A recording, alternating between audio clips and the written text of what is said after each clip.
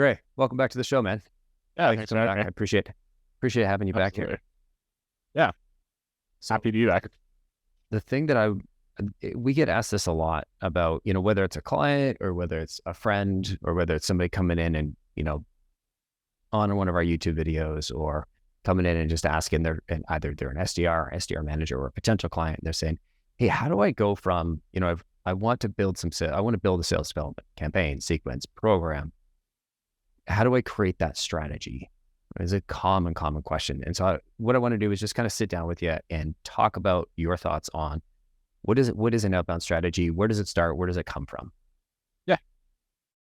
Um, yeah, so when people like clients, especially when clients sign up for us, like we typically like to go live in 2 weeks. And so that's not enough time to learn about their whole business and everything they do. So you really focus it on like one use case. Like, what's their core use case, the best converting use case? That's typically where we start. Um, and so you kind of build your messaging around that, tying in lots of pain into that messaging and the value of your product and how you kind of tie pain to value there. Um, the call script is the same thing, right? It's like opening up the conversation, asking some questions, fishing a little bit for pain, and then being able to tie that pain to value. So you kind of go through based on their specific, if it's like a company that just does one thing, or if they have a ton of different things that they do, kind of write up the use cases, the pain that people might be experiencing, the value, and then always a case study. It's super helpful. You can tie that all together, um, just to add credibility when you're emailing or when you're on the phone with somebody. That process typically just takes pretty quick, like writing your sequence, you're developing your call script, and then the first 2 weeks is like battling it, testing it out. So you're sending emails out, you're looking for some replies, you're looking for um, on the phone, like is the script, does it feel smooth? All of our account managers, they call as well for this, as well as the SDRs. So they're just seeing like, is the script smooth? Does it make sense? Are we hitting the right questions? Um, that like iteration process just kind of continues forever. And once you're live, you're always doing that. Yeah. Um, but yeah, the best way to do it is to break into bite-sized chunks. It is really how you should build up any playbook that you're starting is instead of just saying like, oh, how are we going to build this like massive playbook that's going to be outdated as soon as we finish writing it. It should all be based around these like bite-sized chunks, these things that you know to be true to work for you. So you find something that works and you're like, okay, great, that can go in the playbook. So, for example, one of our customers, they sell a good piece of software for logistics, and companies who ship full truckloads and things like that. Um, and a campaign that worked really well for us was this. When you're thinking of a campaign, you want to tie it into a trigger as well. You're always going to have that like benchmark generic campaign that's like, hey, these are a good person. I want to talk to them. There's no reason for me to reach out to. There's no acquisition. There's no funding raise. There's no new hires or company growth. It's just a good person. I want to talk to them. So that's really important to have that.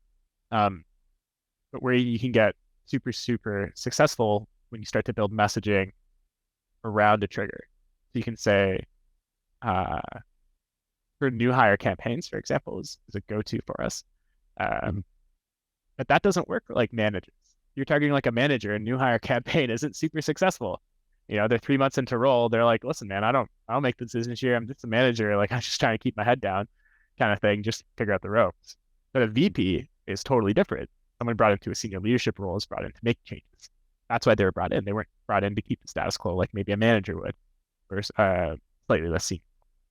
And so you're saying targeting these VPs and the messaging is, so the pain is still there. But the messaging is all about, hey, we know you're coming in to make an impact. Here's how other companies have adopted this.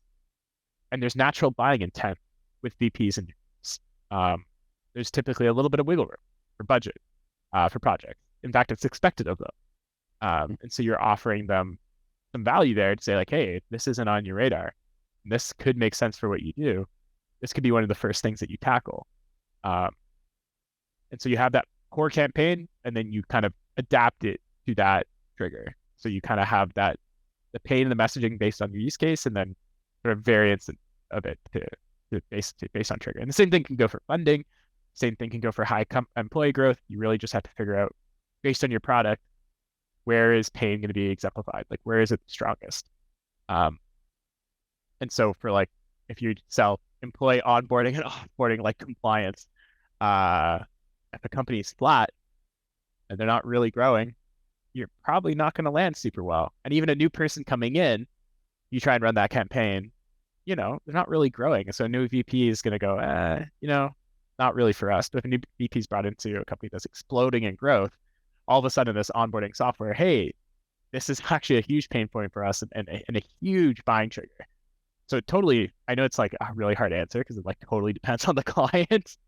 Yeah, it's just biting into bite-sized chunk, like really having a strong idea, not of what their solution does, but of the pain that it solves, the value of your product, some social proof, like a case study, and any real metrics that you have that you can throw in there always add credibility. I love the piece on the triggers because one of the things that I feel like I've learned over the last 11 years of doing this is that targeting is more important than messaging, right? Like I could send a perfectly mediocre message to the absolute right person, and I think it'd do pretty well. I could send an absolutely perfect message to like a medium, mediocre audience, and it would do way, way, way worse. Because it's at least the way I think about targeting is relevance. Why is this particular account or this particular contact more likely to purchase right now? And I think exactly what you said about triggers. If somebody's listening and they're like, well, you gave the perfect consultant answer. It kind of depends. Some other, talk to me a little bit about the process for, identifying triggers or some other, like ways that you'll go about looking. Like I've heard you explain like anything that an SDR would go and research manually on an account, like think about that process and then find a way to automate and scale that. But yeah, there's some really easy ones. Yeah, we use a ton of intent-based and research tools. So for us, it's a little bit easier. But if you don't have those, there's some really easy ones that you can get just from LinkedIn. Employee growth is a classic. Companies are growing, they're spending, right? They're trying to scale, making sure that if you're targeting somebody that's growing, that you're adapting your messaging to tell that story. I'm reaching out to you because you're growing and I know you're experiencing this pain and here's the value of our solution for other companies in your space and they've saved X time. Like, I know we've all sent emails like that. That's a really easy one. Funding is super easy to get. LinkedIn's not that great for funding, but Crunchbase is really good. It's really affordable. I think free, really, if you're not doing it at a super big scale. Funding is a great one. And then if you want to start doing things at scale, like product launches, company acquisitions, then you're going to start having to look at some other tools that can help you do that. Again, at scale, if you have an SDR, if you're an SDR right now, those are all things that you can be doing today. But if you're trying to scale this and say, like what we do in sort of an assembly line motion, you're going to need some other tools that can pull that data or scrape that data for you, sort of in bulk. But triggers don't always have to be like this time-based thing. It can be even as simple as like, hey, we work really well with companies that use Java. And so you can go and search for companies that are hiring Java engineers because hey, that's another easy one. I saw you're hiring Java engineers. Here's our tool that helps with people selling Java. So it doesn't have to be this, employee growth or funding. It doesn't have to be this like huge thing that's happening at a company. It can be part of the regular motion as well. Totally. It could be like a time-specific kind of intent trigger, or it could be a static trigger that just sort of exists. Like it could be, like you said, fundraising is a great example of like timely, ephemeral is that maybe the right word, where it's only relevant for a certain period of time. Yeah. I wanted to say ethereal, but I don't think it's ethereal. Anyway, let's just pretend I said the right word. Temporary intent signals. And funding's an example of that. Temporary intent signal for sure. Exactly. If you're like, hey, congrats on your round. They're like, I raised my A in 2020. Like that was a long time. I spent all that money. It's gone. Okay. That signal is no longer relevant, but a static one might be, we work with companies that have this many AEs and only 2 SDRs or like no SDRs, right? Like that one, that'd be an example of like a static one that it may be changing, but the ratio is probably not changing dramatically. Exactly. Yeah. Yeah. And it's all about like, there's only so many people you can reach out to in a day. And all these triggers are doing, it's it's just helping us identify the people most likely to buy. I mean, that's what intent's supposed to do.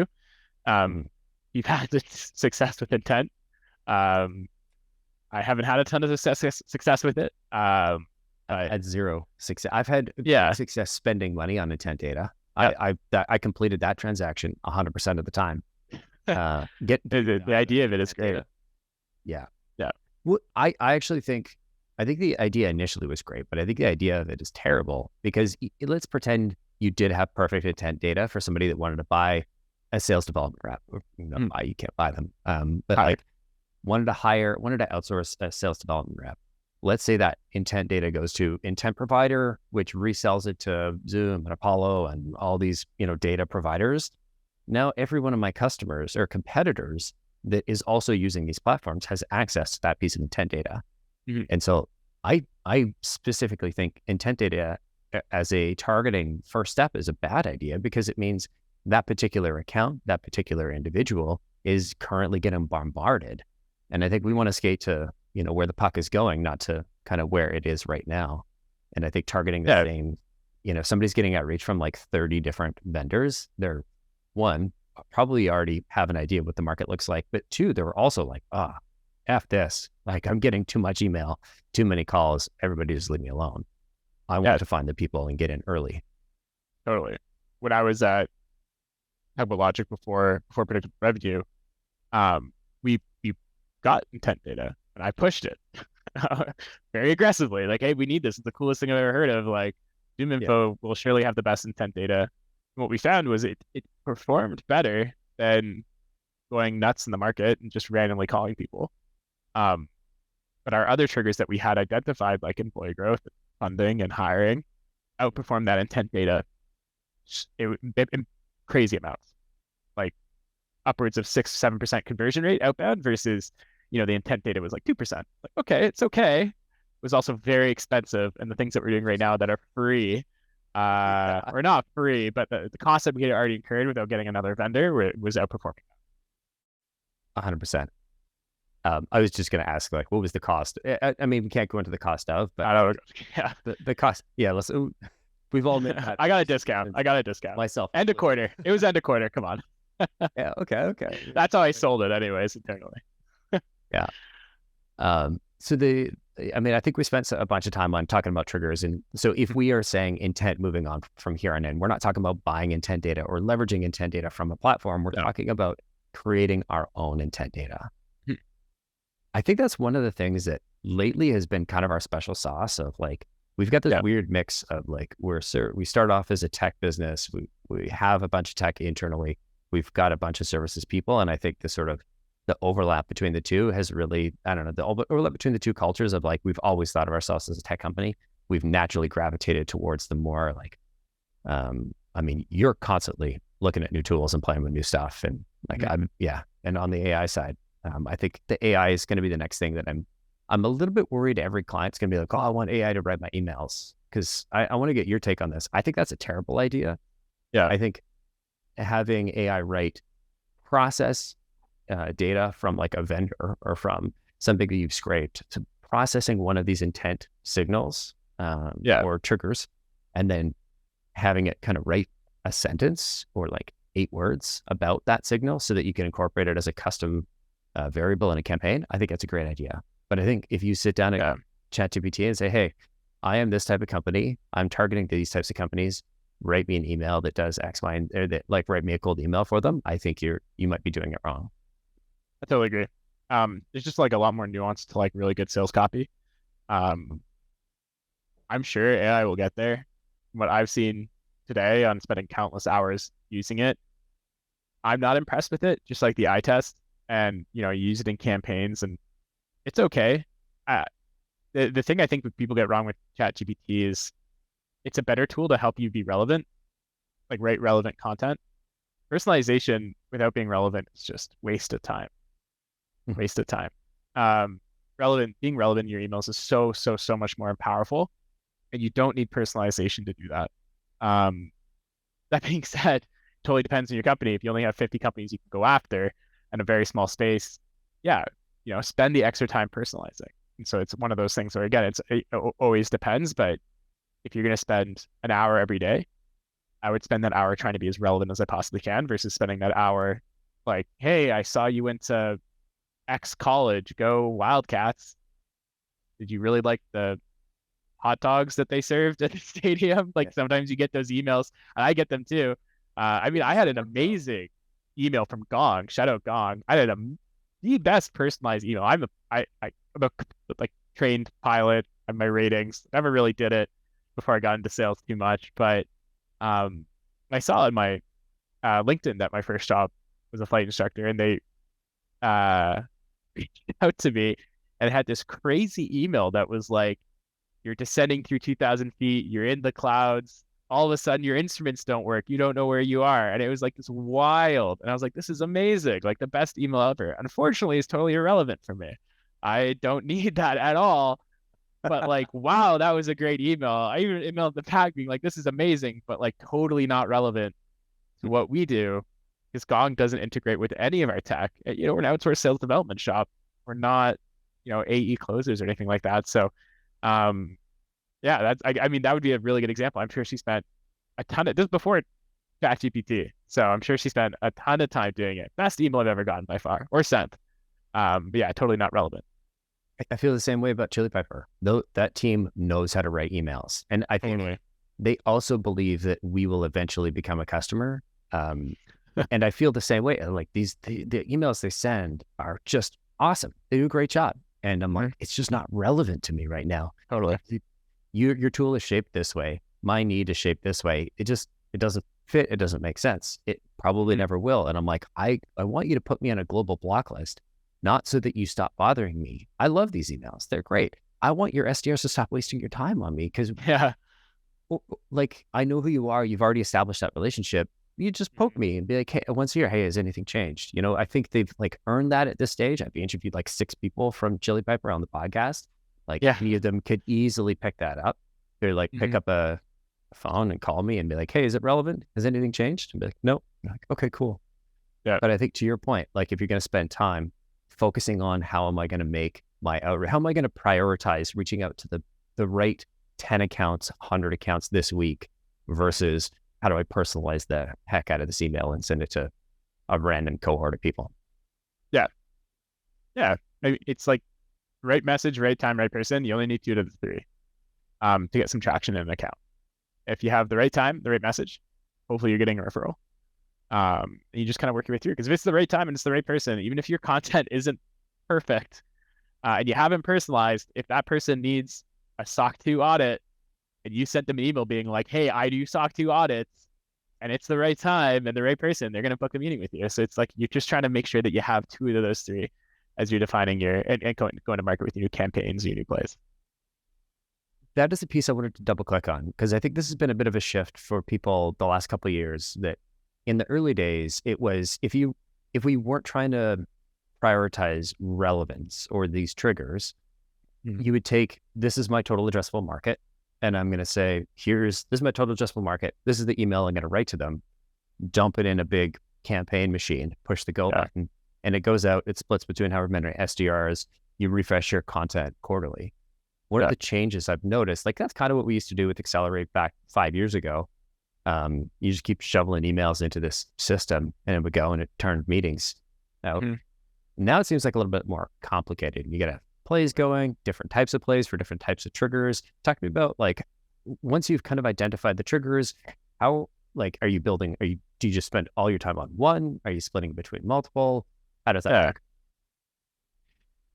Yeah. So your first campaign is never going to be good unless you just like get super lucky. But chances are it's going to need some work. And then you'll find something that you're getting like predictable success with. And you don't want to change off that, but you do want to keep it evolving. So once you're at a point where you're getting the conversion that you're happy with, or it's making your clients happy, or it's generating enough pipeline for your business, that's when you say, okay, like let's make sure this one stays on because it's working. And we always do like with our clients, we try and do the 70-30 split. So we always try and have 2 campaigns running. Say like, this is our best one. 70% of the activity and effort will be tied to it. And then here's this other idea that we have, this other use case that you have, this other pain, this other persona, whatever it is. And we're going to try this one out a little bit. Um, and that helps helps with deliverability. But B, it always helps making sure that you're adapting and evolving. And yeah, you're always aiming for that magic conversion rate that you're happy with. And so, not to mention you'll get stale, right? That something that works for you, that messaging, that content, if you're not evolving it, you want to milk that for as long as you can, but you always want to make sure that you have a backup plan as well. Mm-hmm. I think the thing that I remember when we first started working on this stuff together, and I was like, one big play, and you're like, no, not one big play, 8 small plays running at low volume, so that you're not having to refresh your messaging quarterly. And Yeah, it's not a magical number 8, but I think if somebody's listening, that's kind of what you want to build towards, is having 6, 8, 4 yeah, plays running at lower volume. yeah. No, I totally agree. And the whole thing doesn't need to be redesigned. Like if you have email 5 is working great for you, sure, throw it in as a step, or slightly modify it, throw it into a different campaign. So, but yeah, like you need to always be evolving, adapting, thinking about different things, even like relevant conversations, right? Like every time that you have a call that went well, or you had a good conversation that did book a meeting, it's like, is there something there with that? Can we use that? Can we leverage that? And sales development is all about assumptions.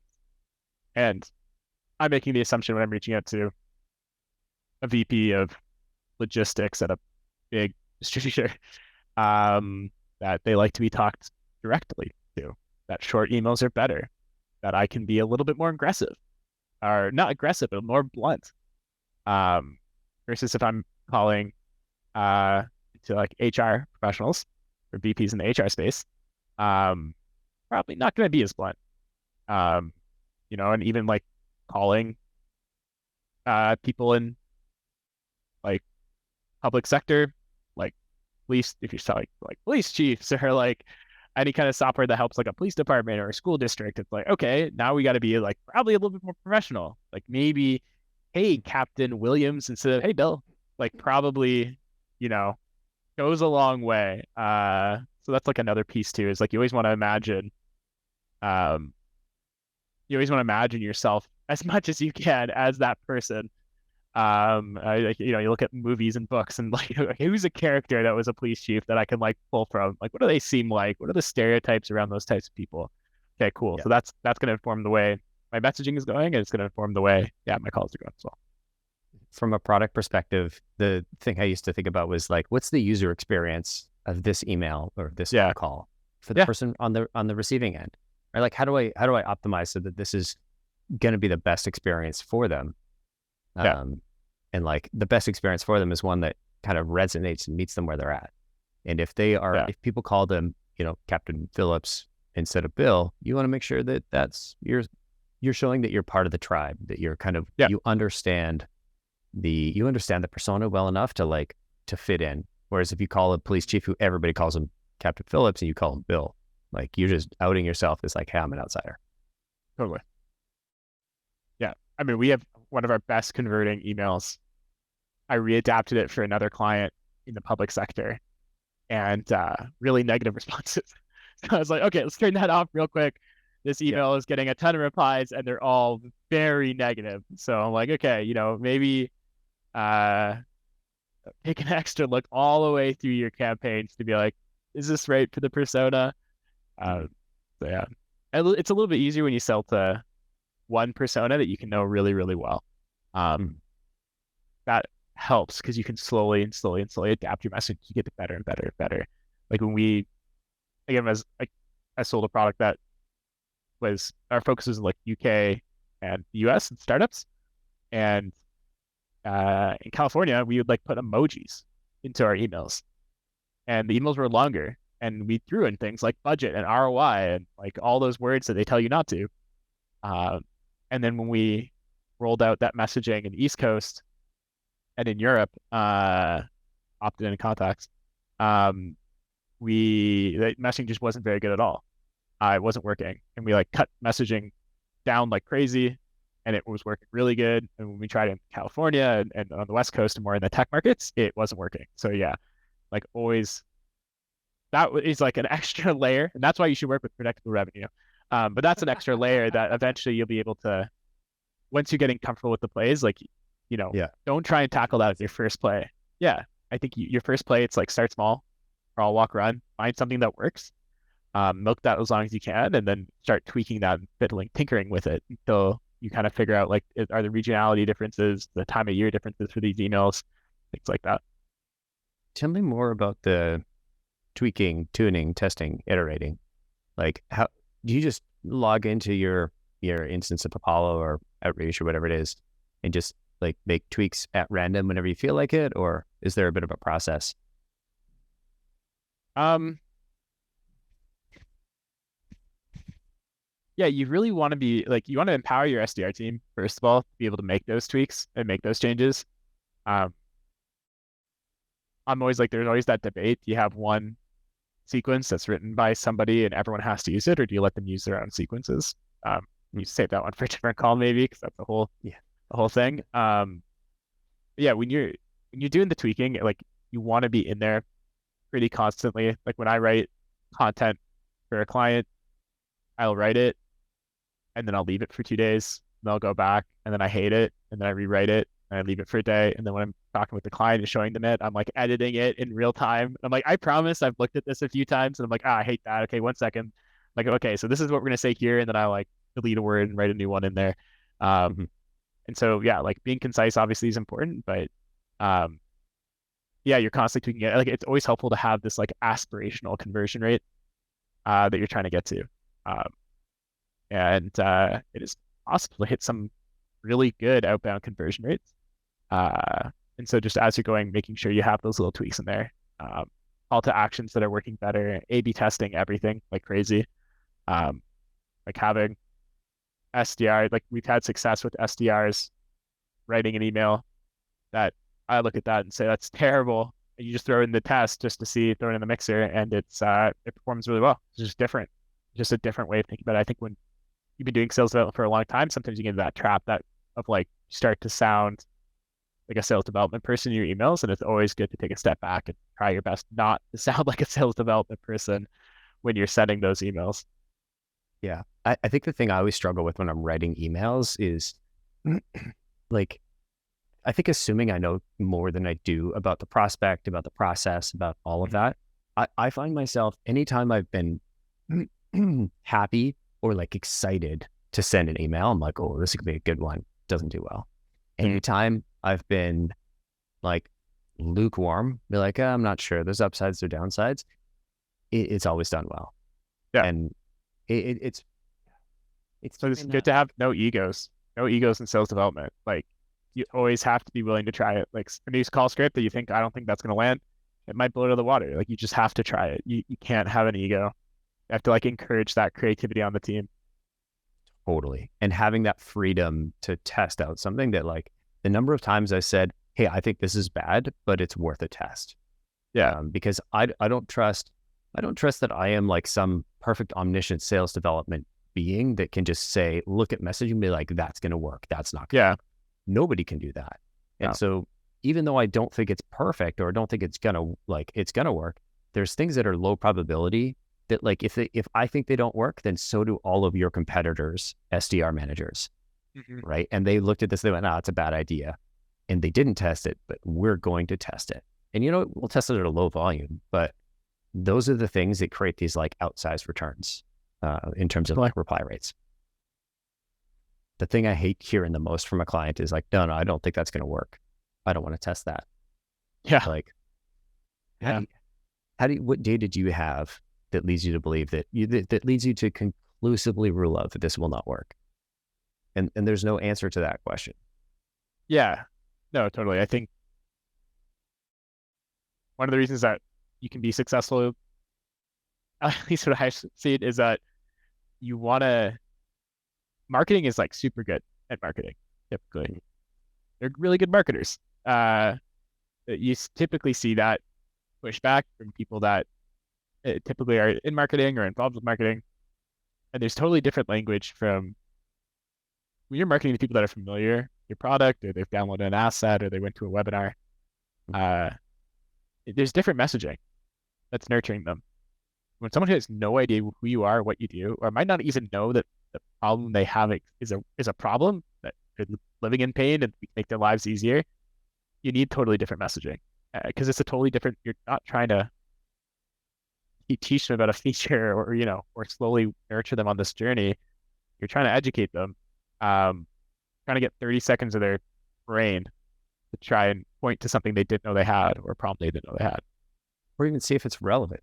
Yeah. Right. Like that's my biggest complaint about like if somebody's like, oh, it's not on brand. It's like there's no brand here because they don't know your brand. Like by definition, we're reaching out to people that are cold.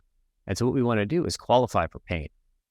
And the email is not going to talk about your product or your brand or this or that at all. It's going to, hey, I got this thing. I think it's relevant to you because is this, am I far off? I wouldn't send that email. But the kind of just worth a try. Totally. And so how long, so I've heard a variety of like, you'll go in and you'll keep tweaking every couple of days. Do we have, like, I know we've talked about 2-week iteration cycles. Why don't you tell me a little bit about like how you're thinking about the sort of iteration cycles? Yeah.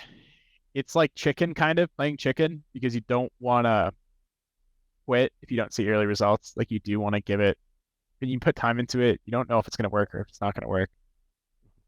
You kind of got to let it age. And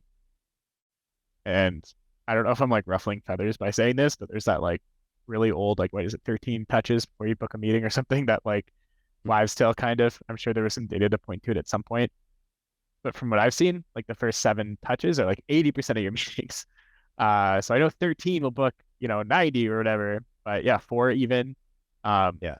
And so again, this is mostly with email. Like with phone, it's a little bit tougher because you're just trying to have a conversation with them. But 2 weeks is typically more than enough to see, like, is this trending up or trending down? I don't know very many people that I've heard of them. You've seen posts on LinkedIn with not a lot of data backing it up, that some people are like, oh, my sequences get better as they go through steps 9, 10, 11, 12. My experience is they don't typically. Your first 3 emails are, and your first 3 or 4 calls and a couple LinkedIn steps are going to be the most impactful. I totally agree. I think those email stats were relevant 6 years ago, 7 years ago. I remember it was Heather Morgan, sales folks. She like dropped this big study and she was doing a bunch of cold email copywriting. And I think she was maybe the original. There's probably somebody more in like the copy or the brand email or in marketing email space that had this idea, but she was the first one that I remember seeing in the cold email space. There's something I always kind of sat with me that I'm like, it doesn't necessarily make sense. Because I think it depends on the customer, depends on the amount of volume the email the prospect receives. It depends on so many things. Yeah. And I think the one thing that has been enlightening over the last few years is that best practices don't necessarily translate across clients. You have some general ideas of like, this is usually what works. This is usually what works in this market. But to your point earlier, you took your best performing email from one client and you repurposed it for another, and it fell right off. And I've seen this replicated. I mean, when we were doing Outbound Labs, I was like, okay, let's see the connect rate on, or the overall conversion rate on front loading the message in the connection statement versus none, and then automating the first one. Yeah. And like the first time we ran it for one client, it worked beautifully. And it was like statistically significant. This is proven this works. Then we tried to replicate it and we proved the other result, the exact opposite. And so I think so much of this is client specific. And it's the perfect answer for a consultant that's trying to sell you, hey, we'll help you test and iterate, so like maybe there is a little bit of bias in me believing that, but it's been an interesting journey and kind of learning, okay, well, this is how we test. This is why we test. These are the things. And this is why when somebody's coming in, they're like, hey, can you guarantee 100 meetings? And you're like, no, nobody can guarantee 100 meetings. Yeah. These are the ranges that we work in. This is why. It's because we know the tactics that have worked, but finding out that unique combination of, which triggers are going to be relevant for your business at what time, at what audience, and then trying to iterate through and test, okay, which styles and which tactics are going to work is like, it's a huge multivariate problem. There's no single algorithm I think that could solve it yet. No, yeah, it's just massaging it constantly. I mean, that's just email, right? And then now you're layering on calls. Um, and like, Mhm. how's your script landing? You know, I call funnels was something I think we talked about, and like Mhm. I'm so in on call funnels. Like our dispositions are all based on where the call fell off and not what the disposition of the call was. Um, and yeah, so you have your email that you're trying to mess with, plus the phone that you're trying to layer on top. Um, I mean, we've seen. I know some people say, their voicemails are like, "Oh, I sent you an email. You'll give it a look, and that'll increase open rates." And it's really hard to prove that. Um, but I've also seen people say, like, don't leave a voicemail.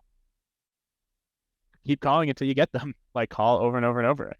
Um, and we're starting to see like this really weird shift. I don't know if it's just temporary or just a weird subset of clients, but I used to always think of sales development as like an engine, and prospects are the gas, and your pistons that are firing are like email, phone, LinkedIn, and all your channels. And how fast you're going is how you're performing, kind of thing. Um, like now I kind of think of sales development like you're fishing in a pond. I don't know if I'm probably going to change again in the next 3 months about the way I think about it, but we've had success of like treating, okay, what if we just treated these channels totally independently?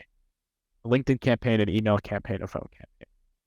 Because yeah, we know that an integrated camp sequence is going to um, drive good results.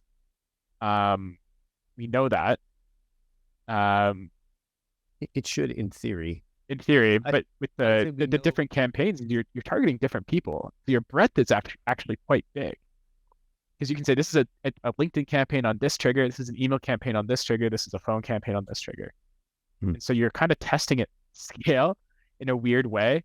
And it does overcomplicate things, I will say. But we've seen some like super early, really good results with it. And we can isolate and say, hey, phone's working for these reasons. And like Yeah. then we can start to say, okay, well, can we try dialing into our LinkedIn campaign? Can we try dialing into our email campaign? Or phone isn't working. And so you're kind of like, it's this idea of like when you're doing math, you're isolating your variables.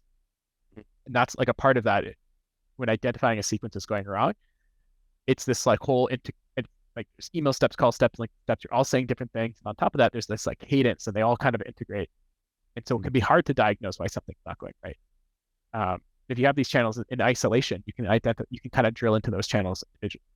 Um, and so I always imagine that as like there's a pond of fish, and then there's three fisher people on different sides of the pond. They're all just kind of fishing all day, seeing what they can catch. So I don't know. And the trigger pieces are you looking for the currents and the warm Yeah, spots where the fish are you're going to be picking where eating you're and stuff gonna. like that. Yeah, exactly. Like, oh, there's shade over here. Maybe that helps. I don't really know fishing. I don't No, know. I'm me using neither. this Me kind of neither.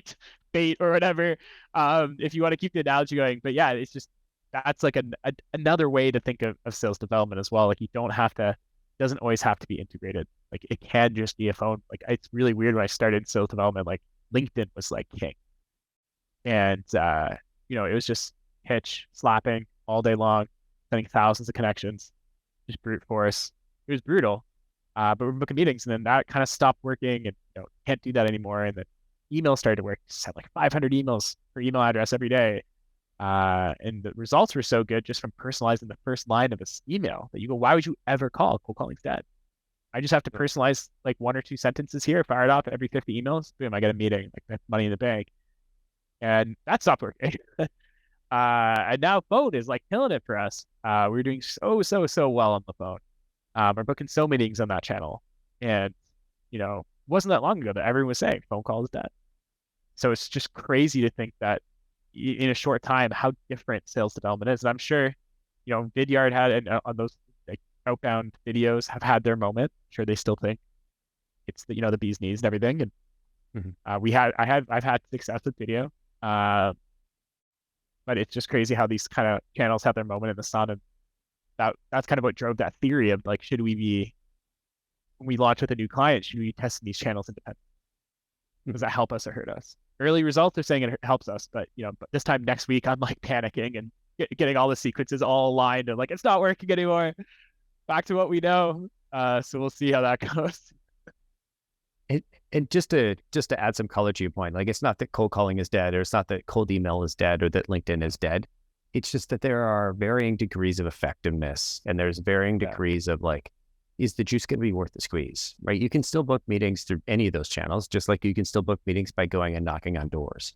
But there's a ratio of effort you got to put in to output that's going to come out of it. And those are always seem to be varying. I was the same way. When I started, it was a little bit earlier. It was like everybody used the phone. And like Aaron wrote this book, and I mean, the book had just been written. I didn't get a pre-release. I got like an early version or the first version.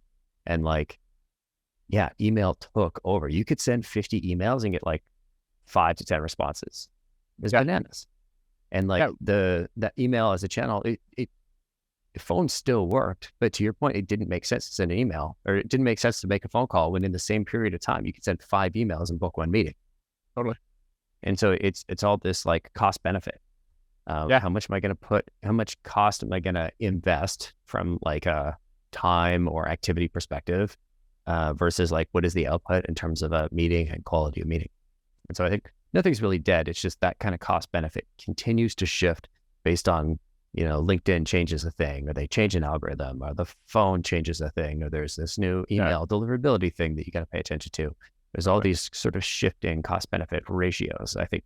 And that's one of the tricky parts to balance. Yeah, I completely agree. We'll see how the channels evolve. Like, it's been these 3 channels as the core channels for forever. I know people are like, Twitter had its moment. When I had an SDR team, we had like a summer student SDR, and I'm like, your territory is Twitter and Reddit. Good luck. Nice. Like, go on like the forums and see if you can book meetings with people. It didn't really work. I didn't give him any direction. Sorry, Jacob. Sorry, shout out Jacob. But who knows? Maybe it drove inbound. I don't know.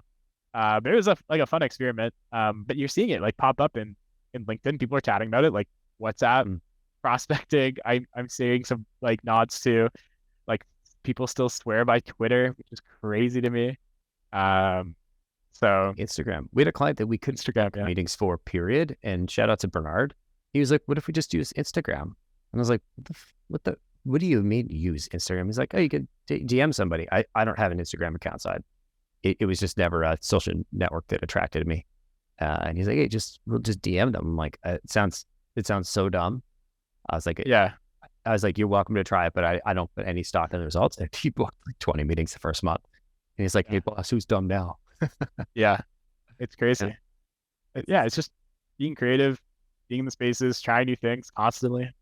Like sales, like I always say it, like you just can't ever have an ego sales development, at least to stay good at it and stay relevant, because you just, it's like you always need to keep tinkering and then up to speed with everybody else is doing and saying like, hey, I'll give it a shot. Who knows? Like, I don't know. The Goji sequence, super famous. Gogi, I think is how you're supposed to say it. Oh, yeah. From Outreach, Sam. Sam. Yeah, Sam. And when I started, or early on, people are pointing to that as like this new revolutionary thing. I couldn't get it to work. I've recently resurfaced it, and it's crushing it. It's like I don't, you don't even have truths in sales development anymore. There's just like, it's just so dependent. And so going into bite-sized chunks, try and tie this back to what we originally talked about. Try to start in like bite-sized chunks is your best bet. Like, don't be like, this is what all our personas care about. And, here's the 8 different types of personas and ICPs. And, leave that for marketing and product marketing as your product evolves and fits into the market as you grow. Sales development is much more bite-sized, much more like, what's the pain? How do we fix that? Here's the case study. Here's some results. Just, calling people and saying, hey, you heard of this company? I experienced this issue. Are you guys having that over there? Like, what are you using to solve that today? What if you could do X?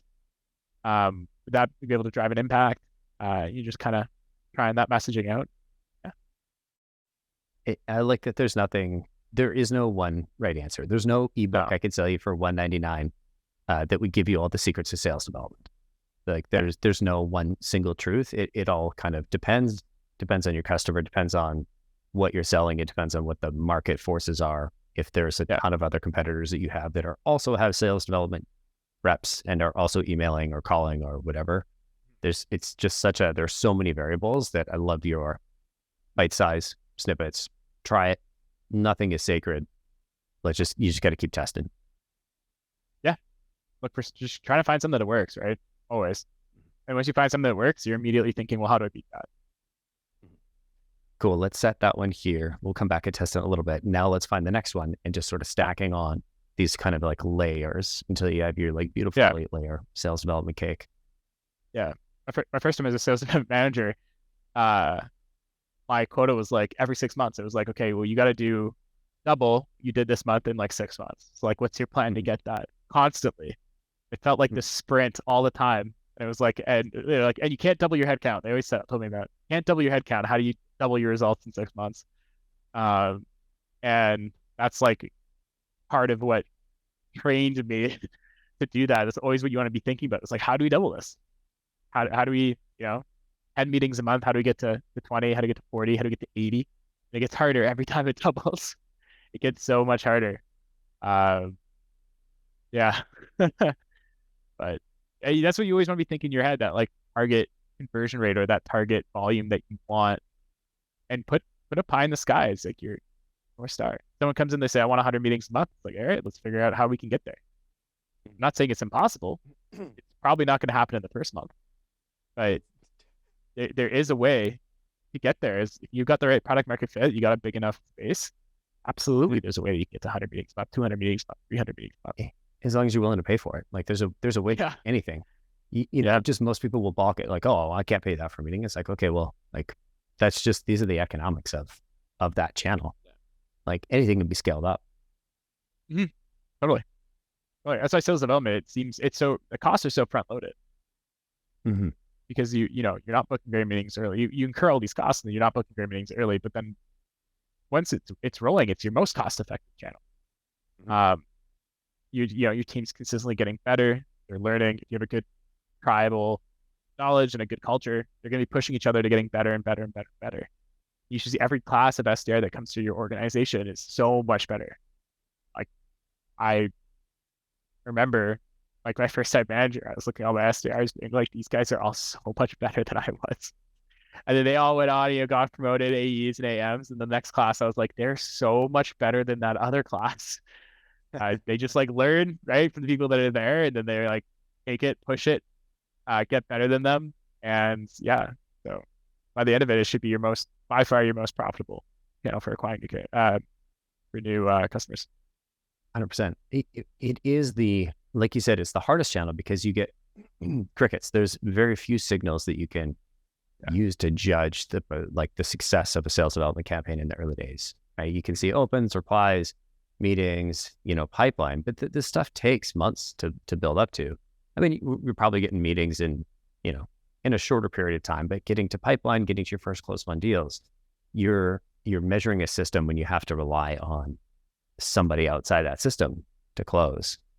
And it's funny, I was thinking about like what our customers go through in this sort of journey of like, okay, we're doing all this little testing, we're seeing a little bit of results here. And I was like, oh, well, I just went through that. I started working out for the first time, like since college.